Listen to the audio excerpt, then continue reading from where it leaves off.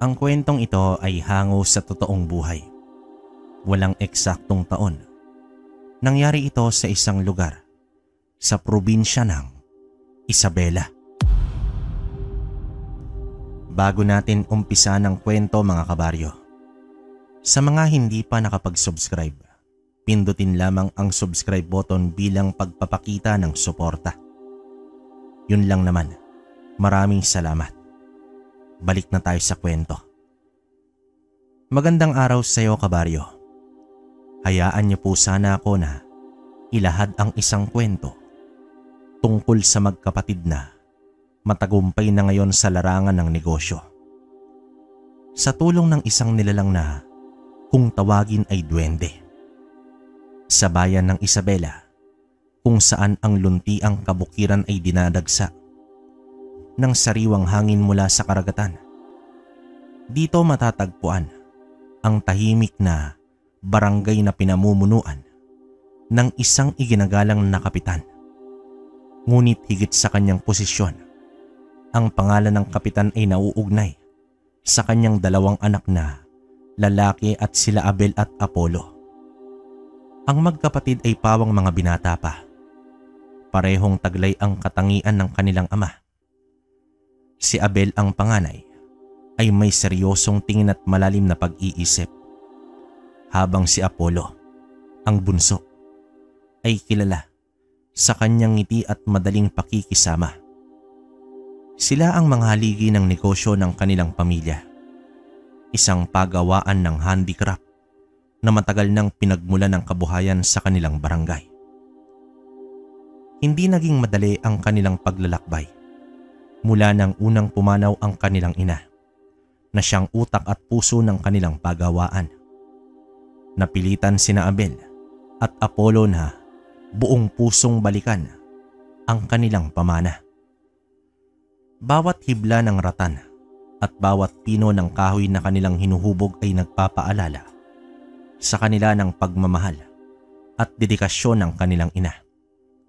Ngayon, sa ilalim ng kanilang pangangasiwa, ang pagawaan ay patuloy na lumalago, hindi lamang bilang negosyo, kundi bilang simbolo ng kanilang pagkakaisa at pagpupunyagi. Kumusta ang pagawaan, Apollo? Ang mga tauhan, ang mga gawa nila, wala bang problema? Abala kasi ako sa pag-aasikaso sa darating na selebrasyon. Tanong dito ni Abel sa kanyang kapatid. Huwag kang mag-alala, Kuya Abel. Maayos naman po ang lahat. Bago nga pala ang selebrasyon, mas maiging maghatid na tayo ng mga supply sa mga parokyano natin. Tugon naman dito ni Apollo. Mas mabuti pa nga. Tiyak maraming hindi makakapasok pagkatapos ng selebrasyon dahil sa kalasingan. Alam mo naman yung mga tauhan natin kung lumaklak, parang wala nang bukas. Pagsang-ayon naman dito ni Abel. Naging masigla ang buong barangay ng gabing yon. Nagtipon ang mga residente sa bakuran ni Kapitan Ignacio. Ang kanilang boses at tawanan ay pumuno sa hangin, kasama ang mga musika mula sa gitara at ang masarap na amoy ng inihaw na pagkain. Muling nanalo ang kapitan sa kanyang pangalawang termino, isang patunay ng tiwala at pagmamahal ng kanyang mga kabarangay. Sa gitna ng kasiyahan, makikita sina Abel at Apollo. Abala ito sa pag-aasikaso ng mga bisita.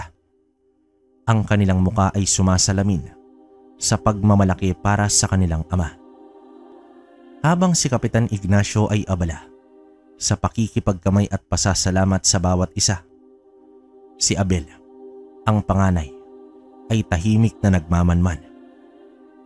Sa kanyang isip, bawat tagumpay ng kanilang ama ay nagpapaalala sa kanya ng bigat ng responsibilidad na kanilang pinapasan. Bilang tagapamahala ng pagawaan ng handicraft, alam niyang ang katatagan ng kanilang negosyo ay mahalaga sa pagpapanatili ng suporta ng komunidad sa kanilang pamilya. Si Apollo naman, na may mas magaan na kalooban, ay lumilibot sa mga bisita. Nakikipagbiruan ito at nakikipagkwentuhan. Para sa kanya, Ang pagdiriwang ay hindi lamang tungkol sa politika, kundi sa pagkakaisa ng kanilang barangay. Ngunit sa likod ng kanyang ngiti, may pagnanais siyang mas palawakin pa ang kanilang negosyo. Lalo na ngayon, mas matatag ang posisyon ng kanilang ama sa kanilang komunidad. Apollo, huwag ka masyadong uminom. Baka ikaw pa ang maunang malasing dyan. Kumusta naman ang mga produkto? Naihatid ba ng maayos? Wika ni Abel habang nilapitan ang kanyang kapatid. Huwag kang mag-alala kuya. Alam ko po ang ginagawa ko. At tungkol naman sa mga produkto natin, sobrang ayos po.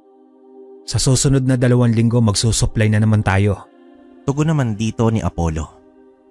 Ang gabing yon ay hindi lamang pagdiriwang ng muling pagkapanalo ni Kapitan Ignacio. Ito rin ang simula ng isang bagong kabanata para sa magkapatid. Sa bawat papuri at pagbati na kanilang natatanggap, pati na ng kanilang ama, mas lalong nagiging malinaw sa magkapatid ang kanilang tungkulin. Hindi lamang bilang mga anak ng kapitan, kundi bilang mga tagapagpatuloy ng pamana ng kanilang ina at mga tagapanday ng kinabukasan ng kanilang pamilya at ng buong barangay. Sa kabila ng ingay at tawanan ng pagdiriwang, may isang lihim na bumubulong sa puso ni Abel at Apollo. Isang lihim na mas malalim pa sa kanilang pinagmulang balon ng yaman at mas pinaghahalagahan nila kaysa sa anumang tagumpay sa negosyo o politika.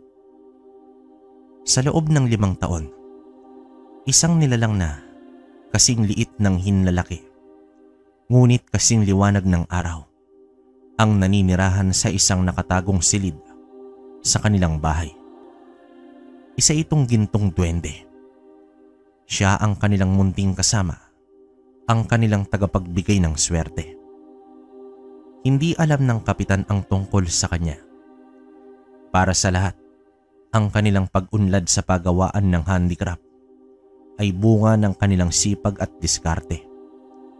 At ang muling pagkapanalo ng kanilang ama ay dahil sa kanyang malinis na serbisyo. Ngunit ang totoo, ang bawat tagumpay, maliit man o malaki, ay may kinalaman sa may wagang presensya ng gintong duwende. Kuya Abel, simula po noong napunta sa atin ng duwende, para bang bumuhos sa atin ng swerte. Parang napuna ng pagkawala ni ina dahil naging abala tayo at nagtagumpay sa negosyo. Wika naman dito ni Apollo habang nakatitig sa mga tao. Alam mo Apollo, kahit kailan walang magpupuno sa ating ina. Wala siyang katulad. Kung buhay lang siya ngayon, tiyak na matutuwa siya. Pero aminin man natin o hindi, nagkaroon ng direksyon ng buhay natin nung nawala siya. Tugon dito ni Abel na tila may bahid ng lungkot sa kanyang boses. Naalala ko tuloy noong unang beses nating nakita ang duwende. Sagot naman dito ni Apollo habang inaalala ang nakaraan. 5 taon na noon ang nakalipas habang naglalakad sa may kakauyan sa likod ng kanilang pagawaan. Natuklasan ni Abel at Apollo ang duwende. Sugatan at nagtatago sa ilalim ng isang ugat ng puno. Sa halip na matakot, nanaig ang kanilang awa. Dinala nila ito pauwi at dito inalagaan. Pinagyaman ang bawat araw na kasama siya. Bilang ganti, ang duwende ay nagbigay ng isang pangako. Ang kanilang mga hangarin ay magiging katotohanan basta't mananatiling lihim ang kanyang pag-iral at patuloy siyang aalagaan. Sa paglipas ng mga taon, napatunayan ng magkapatid ang kapangyarihan ng duwende.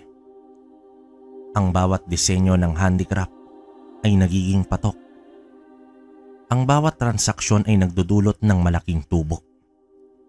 Ang bawat pagsubok na dumarating ay nagiging isang oportunidad. Ngunit kasabay ng bawat biyaya, lumalaki rin ang bigat ng kanilang lihim. Kailangan nilang maging maingat, lalo na ngayon, mas nakatuon ang mga mata ng tao sa kanila. Ngayon, sa gitna ng pagdiriwang, habang nakikita nila ang kanilang ama na masayang nakikipaghalubilo, hindi talaga naiwasan nina Abel at Apollo na magtanong.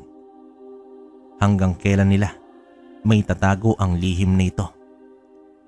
Papaano kung matuklasan ang duwende?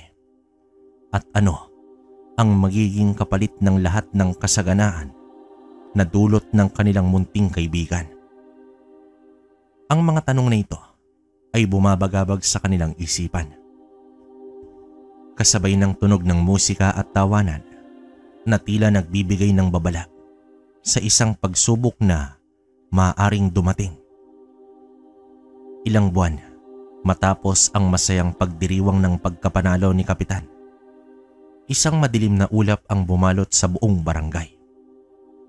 Isang umaga, habang papalabas ng barangay ang Kapitan, handa na sana para sa kanyang pang-araw-araw na gawain. Isang nakakagimbal na pangyayari ang naganap. Akmang bubuksan niya na ang pinto ng kanyang kotse nang biglang nanikip ang kanyang dibdib. Ang dating matikas na tindig ay unti-unting nanghina at nanginig ang buo niyang katawan. Bago pa man siya makasigaw o makahingi ng tulong, bumagsak nito sa lupa. Ang kanyang katawan ay tila pinaghiwalay ng isang hindi nakikitang puwersa. Bumula ang kanyang bibig at nangitim ang kanyang mga daliri, mga senyales na agad nagbigay ng hinala sa mga nakakita sa kanya. Huli na nang may nakakita sa kanya na nakabulagta, walang buhay. Dali-daling sinugod ang Kapitan sa ospital, ngunit wala na silang nagawa. Ang mga mediko, batay sa mabilis na panghina ng kanyang katawan at ang mga kapansin-pansing sintomas, ay nagkumpirma ng malagim na katotohanan. Ang Kapitan ay nalason. Ang balita ay kumalat na parang apoy sa buong bayan. Nag-iwan ng matinding pagkabigla, kalungkutan at matinding galit sa puso ng mga residente. Kuya, sinong may gawa nito kay Ama? Sino? Paghihinagpis dito ni Apollo. Hindi ko alam, Apollo. Hindi ko alam. Pero kung sino man ang may gawa nito, hindi ako titigil na malaman ang katotohanan. Wika naman dito ni Abel habang nagpipigil ito ng galit. Para sa magkapatid, ang pagpanaw ng kanilang ama ay hindi lamang isang trahedya. Ito ay isang napakalaking pagsubok. Ang lalaking naging haligi ng kanilang pamilya, ang kanilang gabay sa buhay at sa negosyo, ay biglang nawala. Ang kanilang mundo ay gumuho. Sa gitna ng kanilang pighati, ang lihim tungkol sa gintong duwende ay nagdulot ng bagong pasanin. Nagsimula silang magtanong, may kinalaman kaya ang duwende sa nangyari sa kanilang ama? Ito ba ang simula ng pagbabayad sa lahat ng mga biyayang natatamo nila? Ang pagkamatay ng Kapitan ay hindi lamang nag-iwan ng bakas ng kalungkutan sa barangay, kundi pati na rin ng matinding palaisipan. Sino ang may gawa ng panglaso na yon? At papaano haharapin ng magkapatid ang panibagong hamon na ito? Lalo na ngayon, wala na ang kanilang ama. At ang kanilang lihim ay tila nagiging mas mabigat sa bawat araw. Kuya, ito na po ba ang kapalit ng lahat? Naniningil na ba ang duwende sa atin? Mahinang wika naman dito ni Apollo habang nakaupo sa pasilyo ng ospital. Huwag nating isisi sa duwende, Apollo. Alam natin na kabutihan at kaayusan ang dulot nito sa atin at hindi trahedya. Sadya lang talaga na may masasamang loob sa paligid natin. Tugon naman dito ni Abel habang tinatapik ang likod ng kanyang kapatid.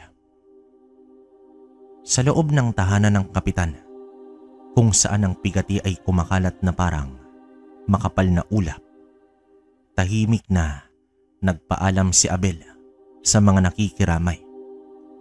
Ang kanyang puso ay puno ng kirot at galit, ngunit meron siyang isang pag-asang pinanghahawakan. ang gintong duwende. Sa gitna ng lamay, habang abala ang lahat sa pagluluksa at pag-aalay ng dasal para sa yumaong kapitan, sinadya ni Abel ang lihim na kwarto.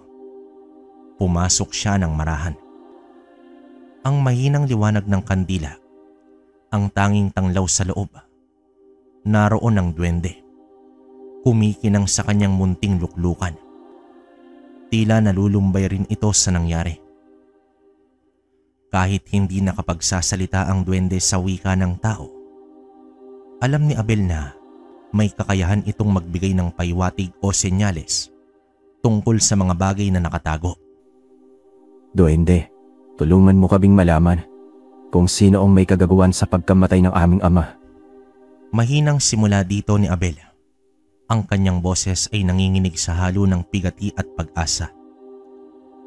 Ang gintong duwende ay nanatiling tahimik ng mga sandaling yon.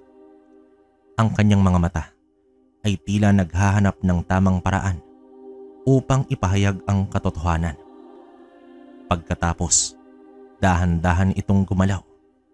Ang kanyang munting katawan ay nagpakita ng isang imahe. Isang anino ng isang tao. May malaking katawan at matigas na muka. Isang anino ito na nagpapakita na nagmamay-ari ng isang karibal na negosyo at politiko.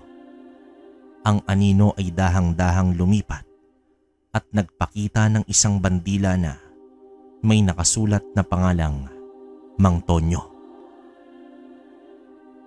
Nanlaki naman ang mga mata ni Abel. Si Mang Tonyo ang pangunahing karibal ng kanyang ama sa politika at negosyo.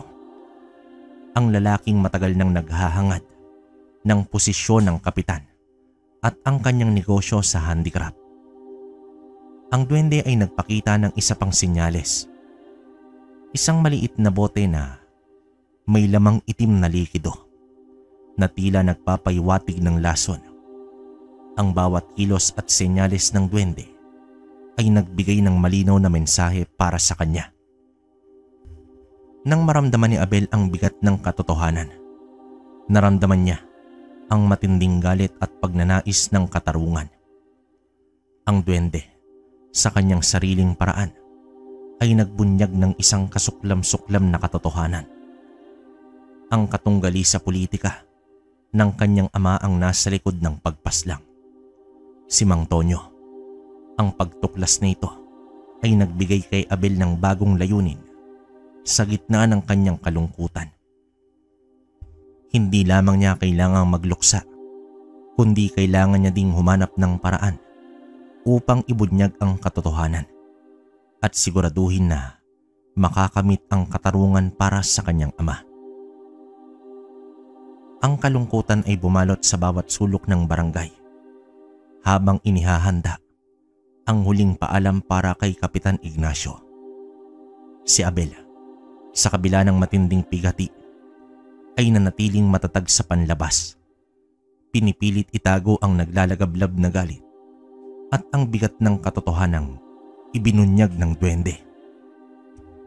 Nais niyang tapusin muna ang lahat ng ritual ng libing. Bigyan ng karapat-dapat na pamamaalam ang kanilang ama bago niya ibunyag ang nakakagulat na balita kay Apollo. Alam niyang ang impormasyong iyon ay magdudulot ng matinding epekto sa kanyang kapatid.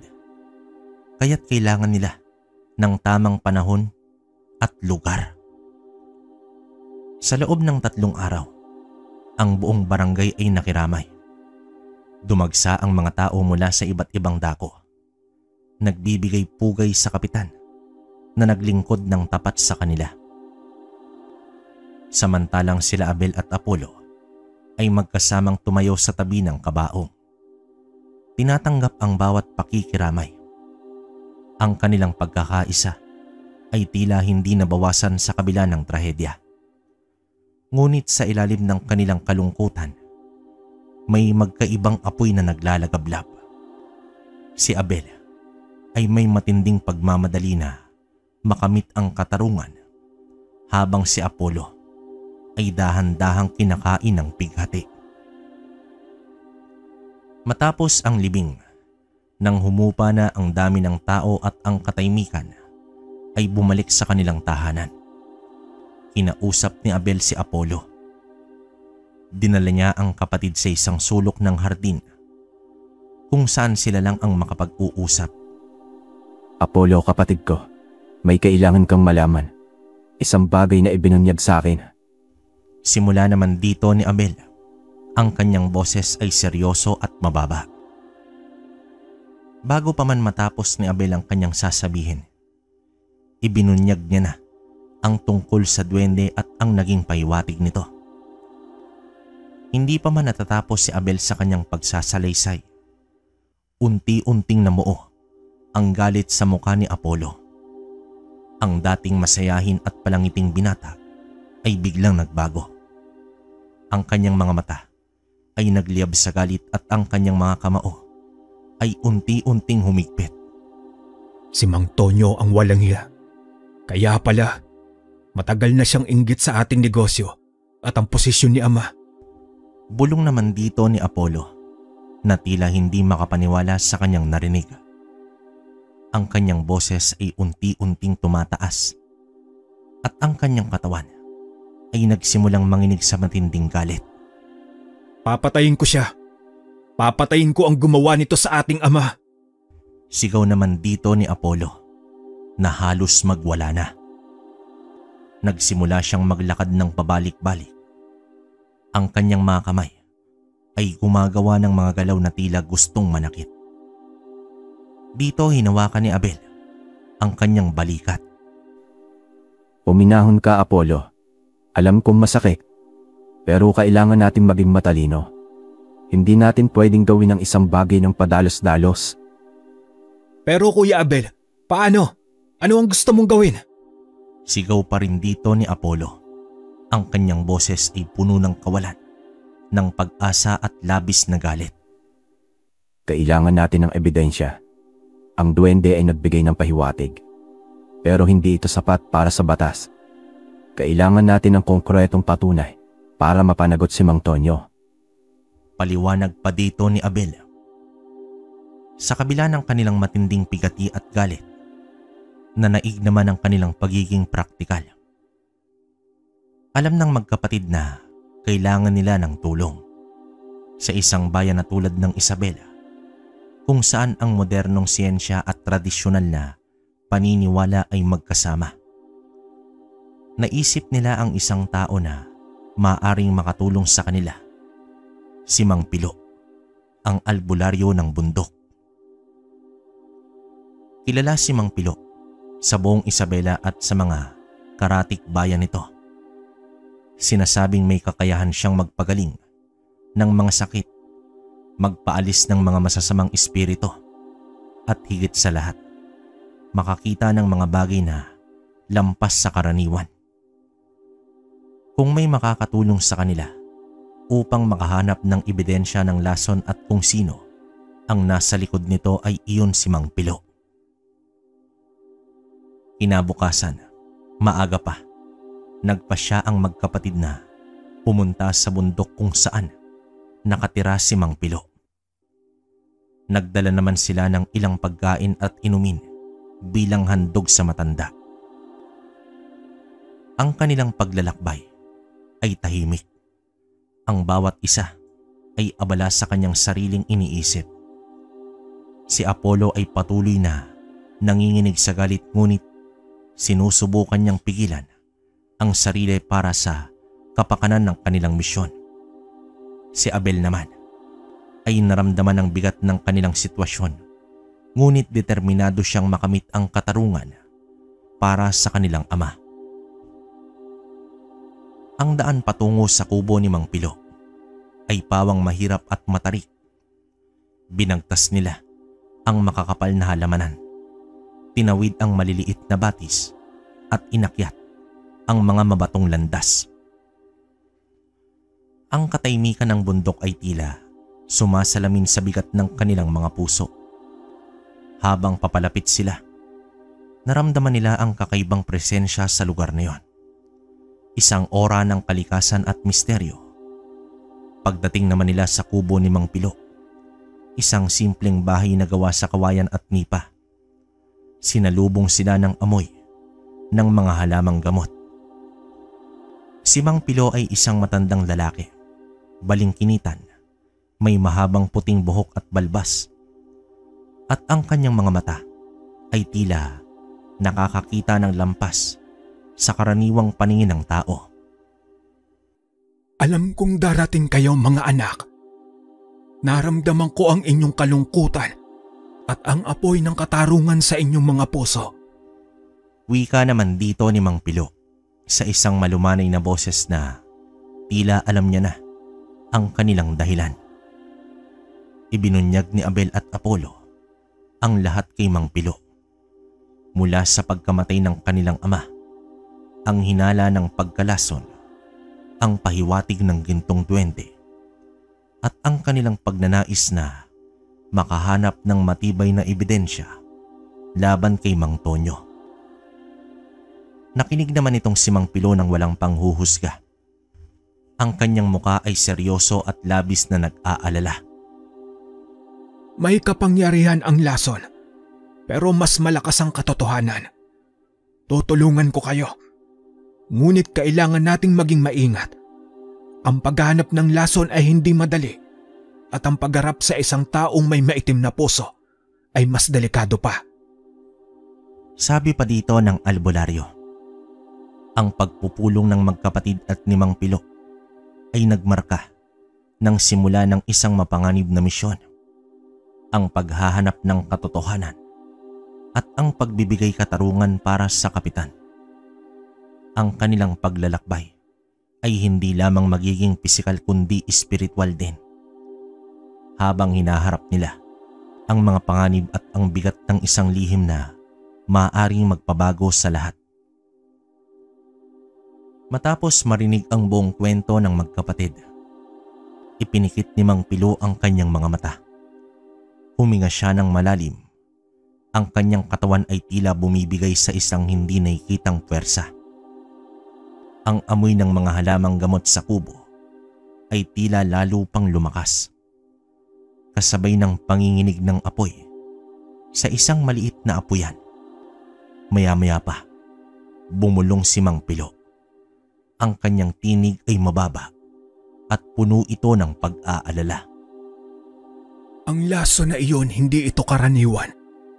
May maitim na kapangyarihan ang gumawa nito. Hindi ito basta-bastang lason na makikita sa mga halaman. May halo itong sumpa.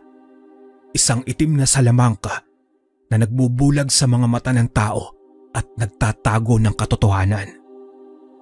Bulong dito ng albularyo. Bumalik naman siya sa kanyang pagkakaupo at tumingin sa dalawa. Ang kanyang mga mata na dati ay puno ng karunungan, ngayon ay may bakas ng matinding pagkabahala.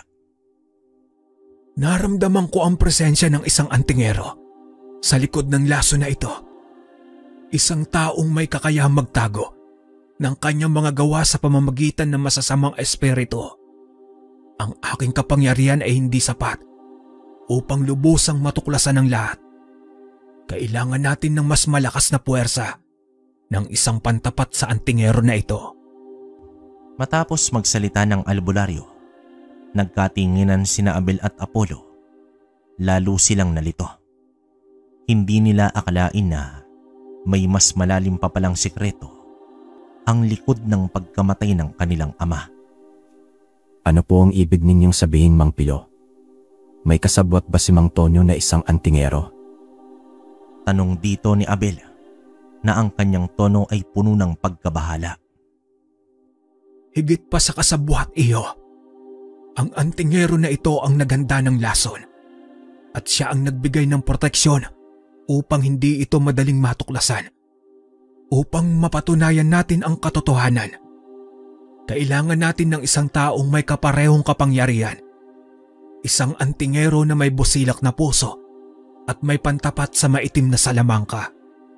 Sino po ang tinutukoy ninyo, Mang Pilo?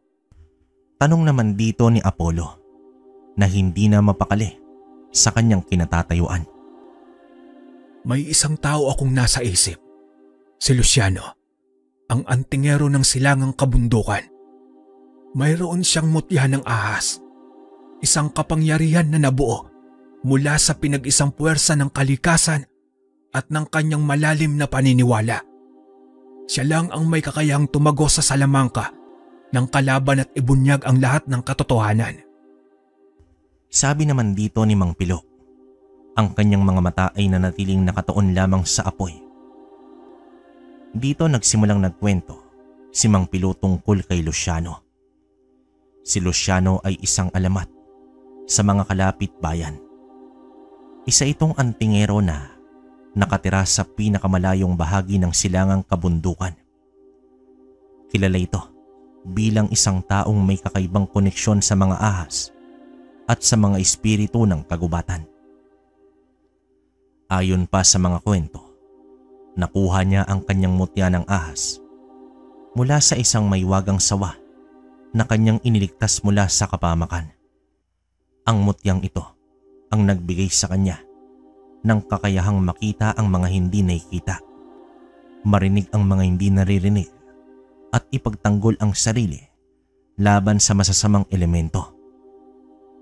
Hindi madaling hanapin si Luciano. Mas gusto niya ang kapayapaan ng kabundukan at hindi siya basta-basta nagpapakita sa mga estranghero. Ngunit kung ang inyong layunin ay malinis at ang inyong puso ay tunay na naghahanap ng katarungan, gagabayan kayo ng mga espiritu ng bundok. Paliwanag ba dito ni Mang Pilo? Ang paghahanap kay Luciano ay isang bagong pagsubok para sa magkapatid. Hindi lamang sila haharap sa matarik na daan ng silangang kabundukan, kundi pati na rin sa posibleng panganib mula sa antingero ng kalaban na may kakayahang magtago sa dilim. Ngunit sa kanilang mga puso, ang pag-asa para sa katarungan ay mas malakas kaysa sa anumang takot. Paano po kami makakarating doon, Mang Pilo? Tanong naman dito ni Abel. Bibigyan ko kayo ng panggabayan. Ito ay magbibigay ng proteksyon sa inyo at magsisilbing gabay sa daan. Sundan ninyo ang amoy nito at dadaling kayo nito sa tamang direksyon. Turan pa dito ni Mang Pilo at iniabot sa kanila ang isang maliit na sisidlan na may lamang pinatuyong dahon at ugat. Binigyan din sila ni Mang Pilo ng iilang tagubilin. Kailangan nilang maging tapat sa kanilang hangarin, maging magalang sa kalikasan at manatiling mapagkumbaba. Kung magagawa nila ang lahat ng ito at kung sadyang nakatakda silang magtagumpay, haharapin sila ni Luciano. Sa pagbabalik ng magkapatid sa kanilang bahay, nagkaroon sila ng bagong determinasyon. Ang kanilang pigati ay napalitan ng isang misyon. Sinimulan nilang paghandaan ang kanilang paglalakbay. Nagdala sila ng mga probisyon, kagamitan sa paglalakad at sapat na damit para sa mahabang paglalakbay. Kailangan nating maging handa para sa lahat, kapatid ko. Hindi natin alam kung kaano katagal ang paglalakbay na ito o kung ano ang haharapin natin doon. Sabi naman dito ni Abel kay Apollo. Hayaan mo po, Kuya Abel. Handa akong gawin ng lahat para sa katarungan ni Ama. Hahanapin natin si Luciano at ibubunyag natin ang katotohanan. Sagot naman dito ni Apollo. Ang kanyang galit ay tila napapalitan ng isang matinding pagtutok. Ang pagkamatay ng kapitan ay nagtulak sa magkapatid na pumunta sa isang landas na hindi nila inaasahan. Mula sa pagiging mga negosyante sa handicraft, sila ngayon ay naging mga naghahanap ng katotohanan, handang harapin ang mga espiritual na panganib at ang kapangyarihan ng itim na salamangka. Lahat ng ito ay para sa isang layunin at ang hustisya para sa kanilang Ama. Bago pa sumikat ang araw, habang ang mga bituin ay nangingislap pa sa kalangitan at ang hamog ay bumabalot sa mga dahon, sinimulan ng dalawa ang kanilang paglalakbay. Ang maliit na sisidlang ibinigay sa kanila ni Mang Pilo ay naglalaman ng mga pinatuyong dahon at ugat ay nakasabit naman sa leeg ni Abel. Ang amoy nito ay tila nagbibigay ng kakaibang ginhawa at gabay sa gitna ng kadiliman. Sa kanilang likod ay ang kanilang bayan. Ang mga bahay ay maliliit na batik sa papalabas na liwanag ng bukang liwayway. Sa kanilang harapan ay ang matarik at misteryosong silangang kabundukan, ang layunin ng kanilang paglalakbay. Tahimik nilang binagtas ang paakyat na daan, ang ingay ng kanilang mga yapak at ang huni ng mga kuliglig ang tanging naririnig. Ang bawat hakbang ay may kasamang pag-asa at pangamba. Hindi nila alam kung ano ang naghihintay sa kanila sa kailaliman ng kagubatan. Ngunit ang pagnanais na makamit ang katarungan para sa kanilang ama ay nagtulak sa kanila na magpatuloy. Unang gabi, huminto sila sa isang bahagi ng kagubatan na may sapat na espasyo para makapagpahinga. Nagsindi sila ng apoy gamit ang mga pinatuyong kahoy at dahon. Umaasa na mabigyan sila nito ng init at proteksyon. Ngunit ang unang gabi ay nagdala ng pinakamatinding kalaban, ang lamig. Ang simoy ng hangin mula sa kabundukan ay buto-buto kung tumagos. Sa kabila ng apoy, naramdaman nila ang panginginig ng kanilang mga katawan. Pinilit nilang magtabi upang magbigay ng init sa isa't isa. Ngunit ang lamig ay tila tumatagos sa kanilang mga buto. Si Apollo, na sanay sa ginhawa ng kanilang tahanan, ay naramdaman ang matinding hirap. Kuya, kaya pa ba natin ito? Bulong naman dito ni Apollo habang nanginginig. Kailangan, Apollo. Para kay Ama. Lalabanan natin ang lahat ng pagsubok. Sagot naman dito ni Abel habang pinipilit ding magpakatatag. Kinabukasan, nagpatuloy naman sila sa kanilang paglalakbay. Ang araw ay mainit, ngunit ang daan ay patuloy na mahirap. Ang mga halamang ligaw ay lumalaki at ang mga ugat ng puno ay nakaharang sa kanilang dinaraanan. Habang lumalalim ang gabi, naganap sila ng mas ligtas na lugar para naman matulog. Sa kalagitnaan ng gabi, bigla naman silang nagising sa ingay ng mga sanga na nababali at ang mga kaluskos ng mga dahon. Ang hangin ay napuno ng kakaibang amoy, mababangis na hayop. Narinig nila ang mahinang ungol at ang tunog ng mga yabag na papalapit sa kanila. Agad naman silang tumayo. Hawak ang matutulis na kahoy na kanilang pinulot. Lumabas mula sa dilim ang dalawang malalaking baboy ramo. Ang kanilang mga pangil ay kumikinang sa dilim. Dito naging alerto si Abel at Apollo, handang lumaban. Naghulog ng bato si Abel na naging sanhi ng pagkaligalig ng mga hayop. Gumawa naman ng ingay si Apollo. Sinisigawan ang mga baboy ramo upang itaboy ang mga ito. Sa kabutihang palad, tila natakot ang mga hayop na yon at mabilis na tumakbo papalayo. Iniwan ang magkapatid na nangangatal sa takot at pagod. At sa ikatlong araw, pakiramdam ni Abel at Apollo ay pagod na sila. Ang kanilang katawan ay nananakit at ang kanilang pag-asa ay unti-unting nababawasan. Ngunit alam nilang malapit na sila. Nagsimula silang makita ng mga kakaibang marka sa mga puno, mga simbolo na tila gabay. Sa gabi, nang sila ay nagpapahinga sa ilalim ng isang malaking punong balete, isang napakalamig na simoy ng hangin ang dumaloy. Ang mga dahon ay nagsimulang gumalaw ng walang hangin at isang nakakapanindig balahibong ungol ang narinig nila. Sa dilim, nakita nila ang isang malaking anino na papalapit. Isang nilalang na may matatalim na kuko at ngipin. Ang kanyang mga mata ay nagliliyab sa pula. Ito ay isang aswang. Ang nilalang ay umatake ng walang babala. Mabilis itong sumugod. Sinisigawan ang magkapatid. Ang kanilang takot ay bumalot sa kanilang mga puso. Nagulat naman sila at hindi nakakilos. Tila iyon na ang katapusan ng magkapatid. Ang aswang ay akmang susugod upang manakit sa kanila. Ngunit bago pa man ito makalapit, isang kakaibang bagay ang nangyari.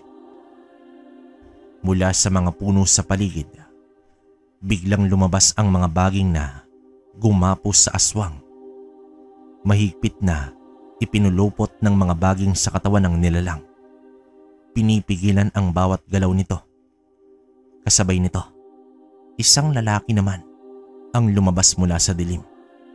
Ito ay matangkad at payat. May mahabang buhok na nakatali. At ang kanyang mga mata ay matalim ngunit may kakaibang kapayapaan. Ang kanyang balat ay tila nalilok mula sa kahoy ng kagubatan. At meron siyang kakaibang aura ng kapangyarihan. Hindi na nag-aksaya ng panahon ang lalaki. Lumapit siya sa aswang at sa isang mabilis na galaw, kinuha niya ang isang bagay na humikinang mula sa kanyang bulsa. Isang maliit na bato na tila kasing liwanag ng buwan, ang mutya ng ahas. Ibinato niya ito sa aswang at sa sandaling lumapat ang mutya sa balat ng aswang, nagbigay ito ng isang malakas na sigaw bago tuluyang naglaho sa hangin. Nang makalipas ang panganib, hinarap ng lalaki sila Abel at Apollo. Ang kanyang mga mata ay nanatiling nakatuon sa kanila. Tila binabasa ang kanilang mga kaluluwa. Kayong dalawa, kayo ba ang pinadala ni Mang Pilo? Tanong naman dito ng lalaki. Ang kanyang boses ay malalim at tila kalmado. Matapos nun, nagkatinginan ang magkapatid. Hindi sila makapaniwala sa kanilang mga nakita. Sila ay buhay at ang kanilang tagapagligtas ay narito. Opo, at ako po si Abel. Ito naman po ang kapatid kong si Apollo. Kayo po ba si Mang Luciano? Sagot dito ni Abel. Ang kanyang boses ay tila nanginginig pa rin sa takot. Ako nga. Naramdaman ko ang inyong pagdating. Ang inyong mga puso ay puno ng katarungan at ang inyong layunin ay malinis. Ang inyong mga pagsubok ay nagpapakita ng inyong katatagan. Tugon dito ni Luciano. Naramdaman ni na Abel at Apollo ang isang kakaibang ginhawa. Pagkatapos ng 3 gabi ng paghihirap, sa wakas ay narating na nila ang kanilang patutunguhan. Nahanap na nila si Luciano, ang tanging pag-asa upang ibunyag ang katotohanan sa likod ng pagkamatay ng kanilang ama. Ang kanilang misyon ay malapit nang magsimula, kasama ang tulong ng antingero ng may mutya ng ahas. Nang makahinga ng maluwag ang dalawa sa presensya ni Luciano, ipinahayag nila ang kanilang pakay. Habang nakaupo sa tabi ng apoy, na ngayon ay tila mas maliwanag at mas mainit, inilahad nila ang buong kwento. Ang biglaang pagkamatay ng kanilang ama, ang kapitan, ang hinala ng pagkalason, ang pahiwatig ng gintong duwende tungkol kay Mang Tonyo, at ang babala ni Mang Pilo tungkol sa isang masamang antingero na nagkubli sa likod ng trahedya. Nakinig naman dito si Luciano ng tahimik. Ang kanyang mga mata ay nakatuon sa nagliliyab na apoy. Tila binabasa ang bawat salita at ang bawat damdamin na nanggagaling sa dalawa. Ang kanyang muka ay seryoso at ang kanyang presensya ay nagbigay ng kakaibang kapanatagan. Ilang minuto ang lumipas. Tila inaaninaw niya ang lahat ng impormasyon bago siya nagsalita. Ang kapangyarihan ng lason na may kasamang itim na salamangka ay tunay na delikado. Ngunit ang lason na ito ay hindi magtatago magpakailanman sa liwanag ng katotohanan. Simulang wika dito ni Luciano. Ang kanyang tinig ay malalim at tila nagmumula sa kailaliman ng kagubatan. Tumingin naman siya kaila Abel at Apollo. Ang kanyang mga mata ay nanunungkit. Ang inyong adhikain ay matuwid. Ang katarungan para sa inyong ama ay isang bagay na kailangan kong tulungan. Ang mutya ng ahas ay gabay sa mga naghahanap ng liwanag sa dilim. Handa akong tulungan kayo. Tugon dito ni Luciano. Nakahinga ng malalim ang dalawa. Ang pag-asa ay muling sumibol sa kanilang mga puso. Ang kanilang mahabang paglalakbay at ang mga pagsubok na kanilang kinarap ay nagbunga. Kinabukasan, bago pa man magsimulang maglakbay ang araw ng silangan, nagulat ang dalawa nang imungkahin ni Luciano na bumaba na sila. Inaasahan nilang muling haharapin ang mahaba at matarik na daan pabalik. Ngunit sa ilalim ng gabay ni Luciano, ang lahat ay tila naging mas madali. Hindi pa nga isang oras ang lumipas at sila ay nakababa na ng bundok.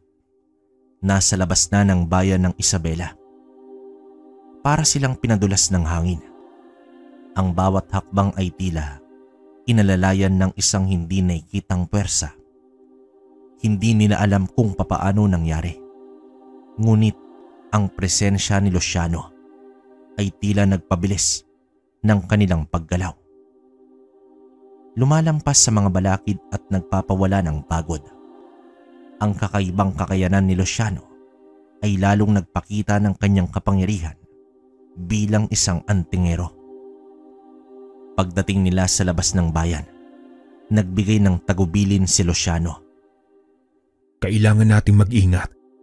Ang antingero na naghanda ng lason ay nag-iwan ng bakas. Isang kakaibang enerhiya na konektado sa kanyang madilim na kapangyarihan.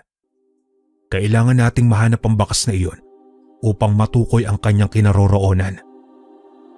Habang nagtatago sa malayo, tahimik na nagmanman si Luciano sa bahay ni Mang Tonyo. Dito ipinikit niya ang kanyang mga mata. Ang kanyang mga kamay ay gumalaw sa isang kakaibang paraan. Tila humihingi ng tulong sa mga espiritu. Ang mutya ng ahas sa kanyang leeg ay nagsimulang kumislap. Ang liwanag nito ay tila nagpapaiwatig ng isang koneksyon sa mga nakatagong katotohanan. Ilang sandali, dumilat si Luciano. Ang kanyang mga mata ay naging mas matalim. Tila nakikita ang isang bagay na hindi nakikita ng pangkaraniwang tao.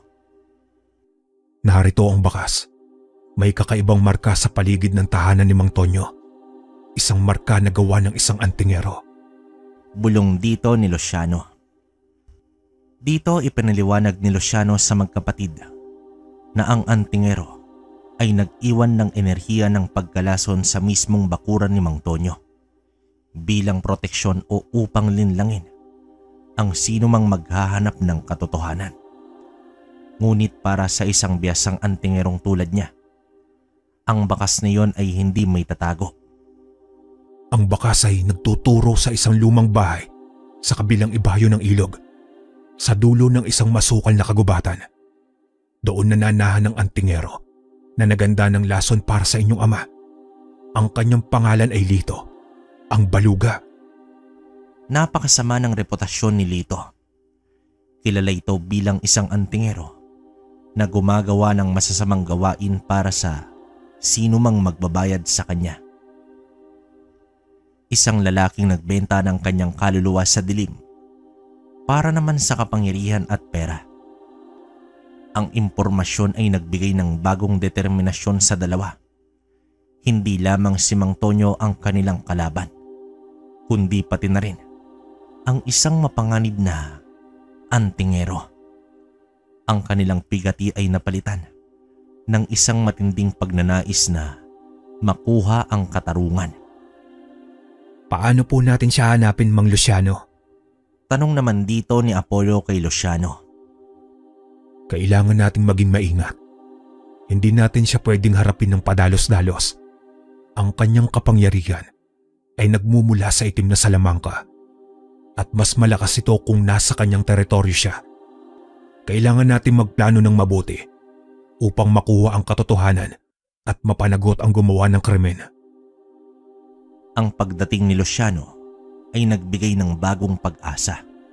Ngunit kasama rin ito ang mas malaking panganib.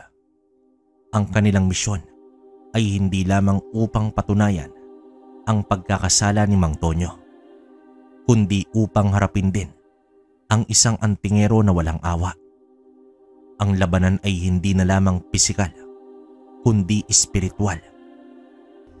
Isang mainit na hapon habang ang araw ay papalubog at ang ginintoang sinag nito ay sumasayaw sa ibabaw ng ilog na naghihiwalay sa bayan at sa masukal na gubat. Tahimik na naglalakad si Lito, ang baluga.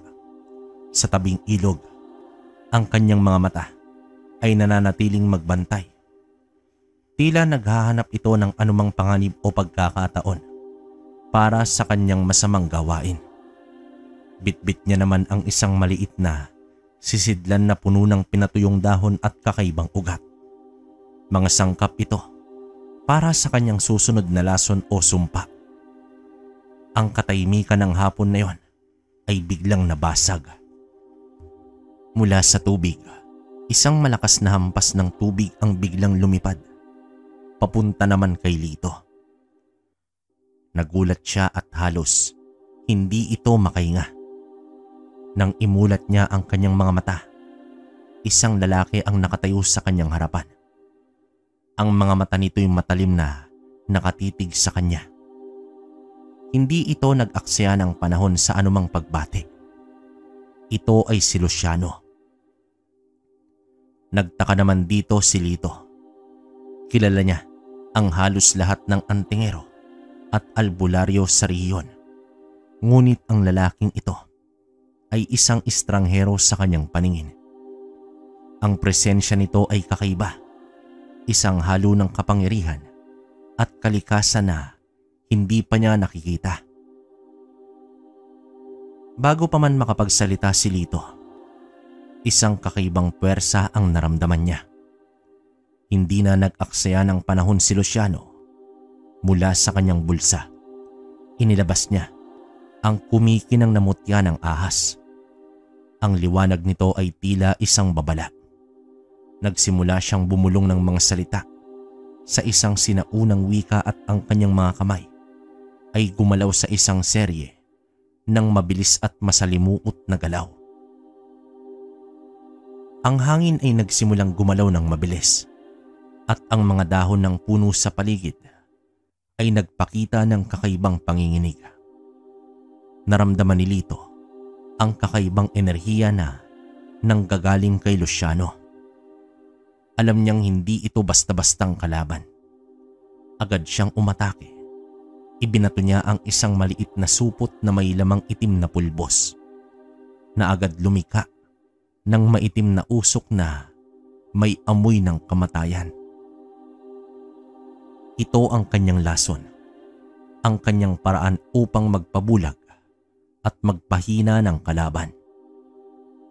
Ngunit ang lason ni Lito ay hindi naman umubra kay Luciano. Sa halip na matamaan, ang usok ay tila lumihis palayo kay Luciano na tila may hindi nakikitang kalasag na pumoprotekta sa kanya.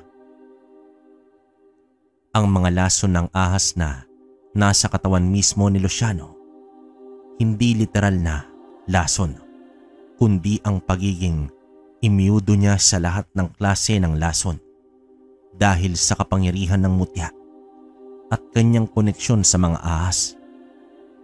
Ito ay nagbigay sa kanya ng hindi matitinag na proteksyon. Ang bawat pagtatangka ni Lito na saktan siya ay walang epekto. Naging pisikal noon ang labanan.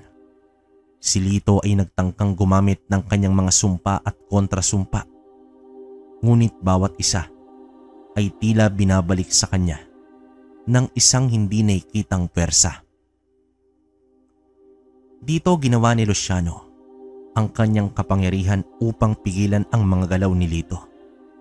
Ang mga baging mula sa kagubatan ay tila sumusunod sa kanyang mga utos, humahabol sa antingero. Ang ilog ay tila nagpakita ng kanyang kapangyarihan.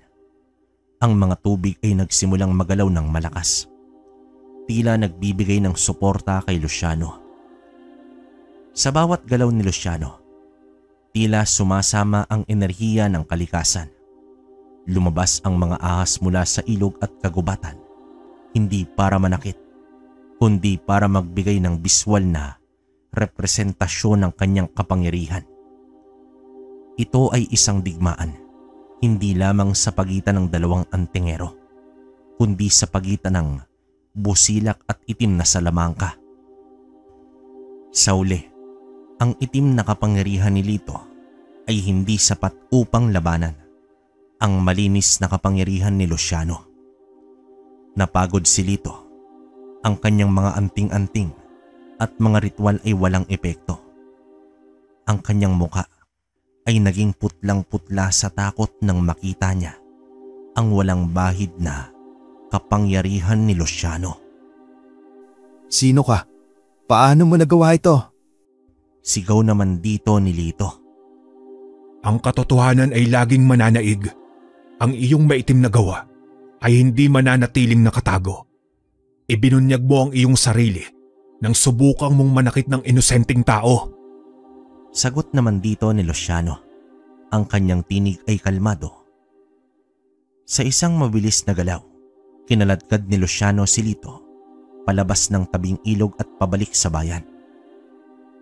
Ang mga tao noon ay nagulantang nang makita nila ang dalawang antingero.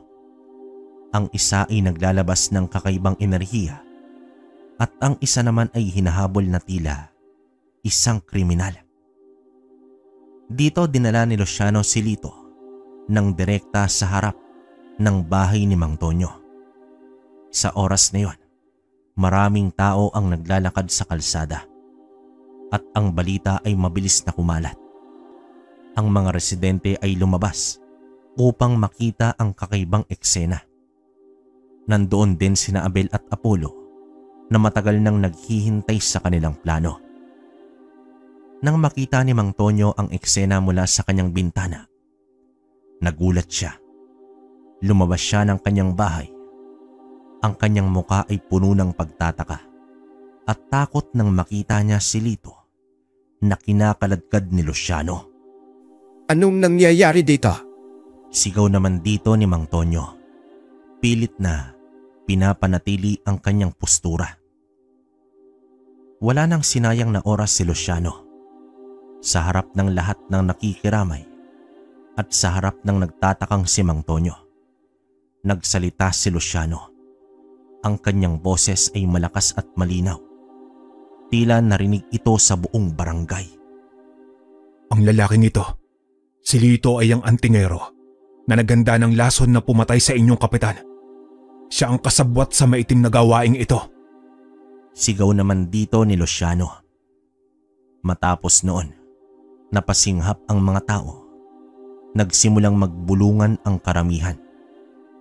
Ang ilan ay hindi makapaniwala, habang ang iba ay may hinala na noon pa man. Dito nagpumiglas si Lito, ngunit mahigpit ang kapit dito ni Luciano. Hindi. Sinungaling. Hindi ako. Sigaw dito ni Lito, na tila ang kanyang tono ay puno na ng takot ng mga sandaling yon. At ang nag-utos sa kanya, ang utak sa likod ng lahat ng ito, ay walang iba kundi si Mang Tonyo. Ang kanyang inggit sa kapitan at sa negosyo ng pamilya, ang nagtulak sa kanya upang gawin ang krimen na ito. Paglalahad pa dito ni Luciano. Nanginginig naman sa takot si Mang Tonyo. Ang kanyang muka ay naging putlang-putla at hindi siya makasagot. Ang kanyang katawan ay tila bumigay sa bigat ng mga akusasyon. Ang kanyang galit at pagmamalaki ay biglang nawala. Napalitan ito ng pagkabigla at labis na takot. Siya ang nagbayad sa akin. Siya ang nagplano. Sigaw naman dito ni Lito na sa wakas ay sumuko sa presyon at sa tindi ng kapangyarihan ni Luciano. Hindi na niya kaya pang itago ang tunay na katotohanan. Ang pag-amin ni Lito ay kumalat sa buong barangay na parang apoy. Nagsimulang magalit ang mga tao. Ang kanilang pigati para sa kapitan ay napalitan ng matinding galit at pagnanais ng hustisya. Sa uli, ang katotohanan ay nabunyag. Ang labanan sa tabing ilog ay hindi lamang isang paghaharap ng kapangyarihan, kundi ang simula ng pagkakabunyag ng isang krimen. Sina Abel at Apollo naman, tahimik na nagmamasid sa lahat ng nangyari, ay naramdaman ng isang kakaibang ginhawa. Ang katarungan para sa kanilang ama ay unti-unting nakakamit sa tulong ng isang antingero na nagbigay ng kanyang kapangyarihan para sa liwanag at katotohanan. Ang pagbubunyag ni Luciano sa harap ng tahanan ni Mang Tonyo ay parang kidlat na tumama sa lugar. Ang galit ng mga tao na matagal nang nakakubli sa ilalim ng kalungkutan ay sumabog. Ang dating pinagkakatiwalaan at kinatatakutang si Mang Tonyo ay biglang naging sentro ng puot. Ang kanyang mukha na dati ay puno ng pagmamataas ay napalitan ng putlang takot. Si Lito naman, ang baluga, na nakaposa sa pagkakagapos ni Luciano, ay patuloy na sumisigaw ng kanyang pag-amin na lalong nagpatibay sa galit ng mga residente. Hindi na nakayanan ni Mang Tonyo ang bigat ng mga akusasyon at ang nag-aalab na galit ng mga tao sa kanila. Hindi na siya makapagkunwari pa. Sa ilalim ng matinding presyon at nang makita niyang wala na siyang kawala, sumuko siya sa otoridad. Dumating ang mga pulis na pinangunahan ng bagong hepe at inaresto si Mang Tonyo at Lito. Sa kauna-unahang pagkakataon, sa mahabang panahon, naramdaman ng mga tao ang isang kakaibang ginhawa, ang ginhawa ng pagkamit ng katarungan. Para naman sa magkapatid, ang pag-amin nila Mang Tonyo at Lito ay nagdulot ng malaking kaluwagan. Ang bigat ng kanilang pigati ay dahang-dahang nawala. Napalitan din ang pakiramdam ng katarungan. Labis naman silang nagpasalamat kay Luciano. Wala po kaming sapat na salita para pasalamatan kayo, Mang Luciano. Kung hindi dahil sa inyo, marahil ay habang buhay kami nag-aanap ng katotohanan. Oo nga po, Mang Luciano. Kayo po ang aming tagapagligtas. Kung mayroon man po kaming magagawa para sa inyo, huwag po kayong mag-aatubiling sabihin. Hindi ninyo ako kailangang pasalamatan. Ginawa ko lamang ang nararapat. Ang kapangyarihan ng mutya ng ahas ay ginagamit para sa katotohanan at katarungan. Ang inyong ama ay isang mabuting tao at nararapat lamang na makamit niya ang hustisya. Tiningnan ni Luciano ang magkapatid. Ang kanyang mga mata ay naglalaman ng kakaibang kapayapaan. Matapos ang insidente, nanatili pa si Luciano ng ilang araw sa kanilang tahanan. Ipinapasa ang kanyang karunungan at nagbibigay ng payo sa magkapatid.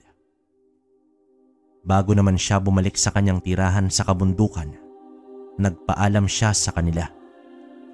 Sinabi na manatili silang matatag at panatilihin ang kanilang busilak na puso. Makalipas ang ilang buwan, ang barangay ay unti-unting bumalik sa normal. Ang sugat ng pagkamatay ng kapitan ay dahang-dahang naghilom at ang pagkakaisa ng komunidad ay lalong lumakas. Si Abel at Apollo ay patuloy na pinamahalaan ang kanilang paggawaan ng handicraft at ang negosyo ay patuloy na umuunlad. Ang kanilang tagumpay ay mas matatag ngayon batay sa kanilang sariling pagsisikap at sa suporta ng mga tao. Isang hapon, habang si Abel ay tahimik na nagpapahinga, Naramdaman niya ang isang kurot ng pangamba.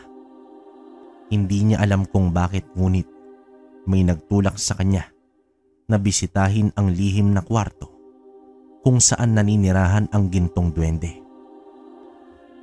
Pumasok siya ng marahan at doon nakita niya ang isang kakaibang eksena. Ang gintong duwende, na karaniwan ay kalmado at tahimik sa kanyang munting tahanan, ay ngayon ay paikot-ikot, tila may iniiwasan. Ang kanyang maliit na katawan ay mabilis na gumagalaw at ang kanyang mga mata ay nanlalaki sa takot. Habang nagmamasid si Abel, napansin niya ang isang bagay na halos hindi niya makita sa liwanag ng kwarto. Isang kakaibang insekto, maitim at may kumikinang na mga mata, na tila humahabol sa duwende. Ang insekto ay lumilipad ng mabilis at sa bawat paglipad nito ay tila nagpapalabas ng isang kakaibang enerhiya na nagpapanginig sa hangin. Nagtaka naman si Abel. Ang duwende ay hindi basta-basta matatakot. May kakaibang bagay na nangyayari. Lumapit siya, ngunit hindi niya mahawakan ang insekto. Tila ito ay isang nilalang na hindi nakikita ng pangkaraniwang mata. Nang sandaling yon, ang duwende ay huminto sa kanyang pagtakbo at tumingin kay Abel. Ang kanyang mga mata ay nagbigay ng isang malinaw na pahiwatig. Sa isip ni Abel, tila may isang tining na bumubulong. Isang babala. Ang insekto ay tila nagiging isang simbolo, isang mensahe. Dito naunawaan ni Abel ang pahiwatig. Ang insekto ay hindi lamang isang insekto. Ito ay isang barang, isang gawa ng masamang salamangka. At ang nagpadala nito ay walang iba kundi isang mambabarang. Nagulantang naman si Abel sa pagtuklas. Sino ang mambabarang na ito? Bakit niya sila ginagambala? May kinalaman ba ito sa nakaraang pangyayari o may bago na namang banta na dumating?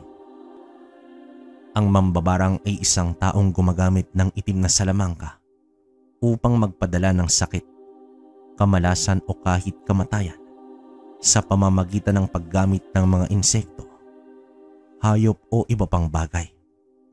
Ang presensya ng barang sa loob ng kanilang tahanan ay nangangahulugang sila ay nasa ilalim ng atake. Isang umaga nun, nagulantang ang buong komunidad sa sunod-sunod na pangyayari.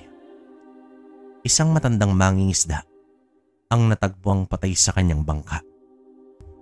Ang kanyang muka ay baluktot sa takot at ang kanyang katawan ay puno ng mga kakaibang marka. Makalipas ang ilang oras, isang magsasaka ang natagpuan din wala ng buhay sa gitna ng kanyang palayan. Ang kanyang bibig ay bumula at ang kanyang mga daliri ay maitim. At bago pa man matapos ang tanghali, isang ina ang bigla na lamang bumulagta habang naglalaba. Ang kanyang katawan ay nangisay. 3 magkakasunod na kamatayan. Bawat isa ay may kakaibang sanhi. Ngunit lahat ay may parehong nakakatakot na misteryo. Nang malaman ni Abel ang mga insidenteng ito, nanikip ang kanyang dibdib. Agad niyang naalala ang babala ng gintong duwende tungkol sa isang mambabarang. Ang insekto, ang pahiwatig, lahat ng ito ay konektado sa mga nangyayari ngayon.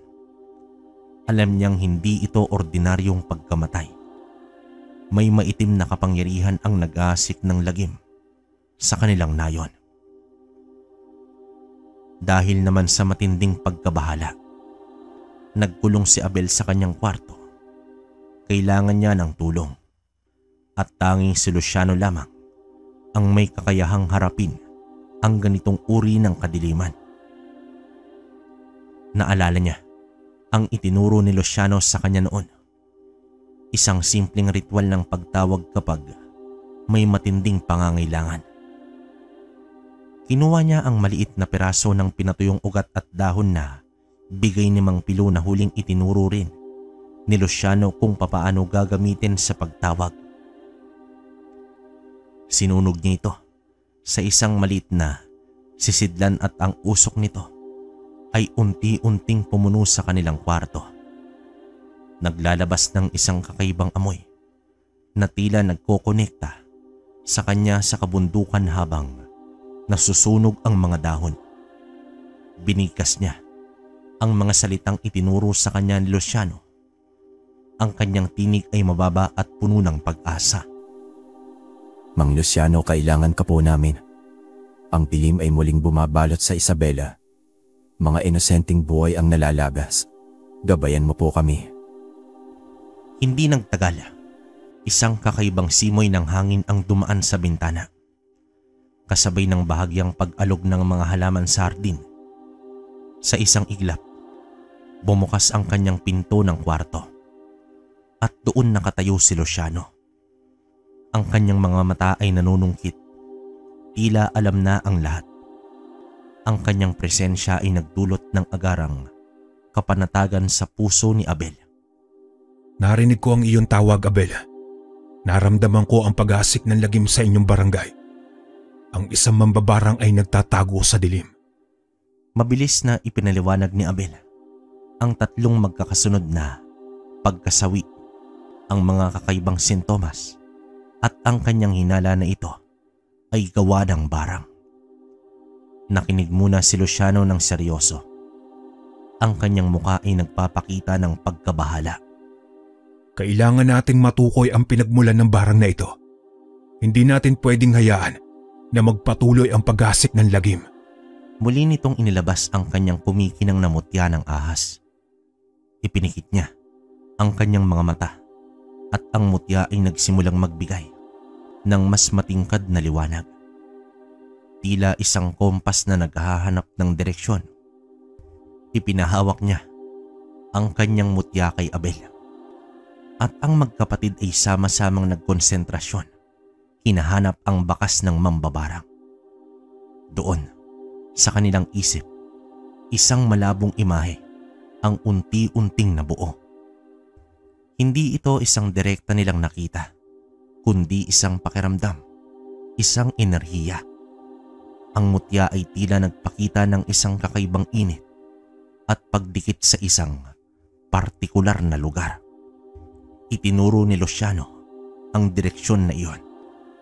Ang mambabarang ay nasa gilid ng kagubatan, sa isang lugar na pinag-iwanan ng mga lumang bahay.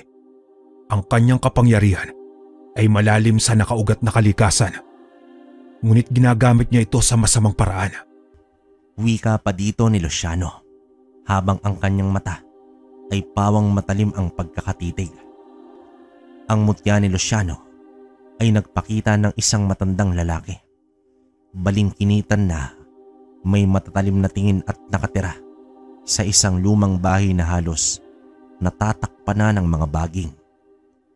Ang kanyang pangalan ay Tandang Berto, isang dating manggagamot na biglang naglaho at pinaniniwalaang naging mambabarang matapos makaranas ng matinding kalungkutan sa buhay. Kilala si Tandang Berto sa kanyang kakaibang kakayahan na kontrolin ang mga insekto at pawang maliliit na hayop. Siya rin ang dahilan ng mga pagkamatay ng tao sa lugar nila. Si Tandang Berto? Pero bakit? Bakit niya ginagawa ito? Bulong dito ni Apollo na hindi naman makapaniwala sa kanyang nalaman. Marahil ay may kaugnayan ito sa nakaraan. Ang galit at pait ay maaaring magtulak sa isang tao na gumawa ng masama. Ngunit hindi natin pwedeng hayaan na patuloy niya saktan ang mga inosenteng tao. Pagpapaliwanag pa dito ni Luciano. Ang pagtuklas nito ay nagbigay ng bagong takot at determinasyon sa magkapatid. Hindi lang sila nakikipaglaban sa isang kriminal, kundi sa isang taong may maitim na kapangyarihan. Isang mambabarang. Kailangan nilang maging handa. Paano po natin siya harapin, Mang Luciano? Delikado po ang isang mambabarang. Tanong dito ni Abel. Kailangan natin maging matalino at mapagbantay. Ang mambabarang ay gumagamit ng kanilang mga alagad, mga insekto at espiritu upang saktan ng kanilang mga biktima. Kailangan nating pigilan siya bago pa man siya makapagpadala ng mas maraming barang. Sagot naman dito ni Luciano. Nang matuntun nila ang bahay ni Tandang Berto, ay kinausap siya ni Apollo upang magbago. Subalit, alam ni Luciano na wala ng pag-asa ang matandang yon. Nakikiramdam lamang siya sa sitwasyon. Habang nakikiusap si Apollo, ay biglang nag-usal ang mambabarang at agad umatake ang mga insekto kay Apollo. Sinalag ito ni Luciano ng isa pang usal. Nagkaroon ng laban sa pagitan ng mambabarang at antingero. Ngunit sadyang mas malakas ang kapangyarihan ng liwanag at nagapi ni Luciano ang matanda. Nakakaawa man ang sinapit nito dahil naging biktima lang din ito ng pagkakataon ay wala nang magagawa pa ang dalawa. Ang mga naging karanasan ng magkapatid ay nagdulot sa kanila sa pagiging mas matatag at maging responsable sa buhay. Sa kabila ng pagiging ulila, ay nagpatuloy sila sa buhay at sa pamamagitan ng kani-kanilang sariling pamilya, ay muling nabuo ang nawala sa kanila.